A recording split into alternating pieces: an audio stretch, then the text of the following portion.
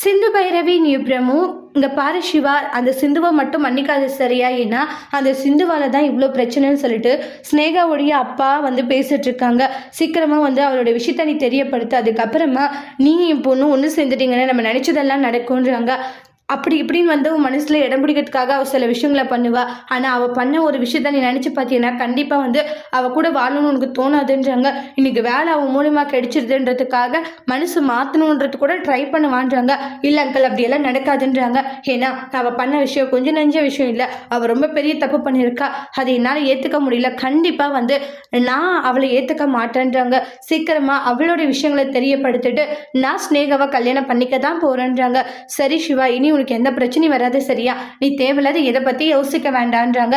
சரி okay uncle சொல்லிட்டு போகிறாங்க. அப்பா சிவாவை பார்க்கும்போது ரொம்ப கஷ்டமாக இருக்குப்பா, அவன் ரொம்ப அப்செட்டாக இருக்கான்றாங்க. இங்கே பாருமா மகளே, எல்லாம் சரியாகிட்டு சரியான்றாங்க. அதெல்லாம் நினச்சி கவலைப்படாதா, நீ எந்த காரணத்தை கொண்டு சிவாவை விட்டு விலகாது, சிவா கூடவே இது சரியான்றாங்க. அப்படி இருந்தால் மட்டும்தான் நம்ம நினச்சதெல்லாம் நடக்கும்ன்றாங்க. சரி ஓகேப்பான்றாங்க. அவனை நீ கல்யாணம் பண்ணு, அதுக்கப்புறம் அப்பா நாம் பிளான் பண்ண மாதிரி நடக்கும்ன்றாங்க. சரி ஓகேன்றாங்க. அதாவது ஸ்னேகாவும் அவங்களுடைய அப்பாவும் வேற மாதிரி ஒரு பிளான் பண்ணியிருக்காங்க. அதாவது உண்மையா சிவாவை காதலிக்கல, வேற எதுக்காகவும் சிவாவை காதலிக்கிற மாதிரி ஸ்னேகா நடிச்சிருக்காங்க. இந்த பிளானுமே அவங்க அப்பா சொல்லி தான் எல்லா விஷயங்களுமே பண்ணிக்கிட்டு இருக்காங்க. ஆனா இந்த விஷயம் சிவாவுடைய குடும்பத்துக்கு தெரிய வந்தா என்ன மாதிரியான பிரச்சனைகள் நடக்க போது, சிவா ஸ்னேகாவை என்ன செய்ய போறாங்கன்ட்டு வெயிட் பண்ணி பார்க்கலாம். தேங்க்யூ.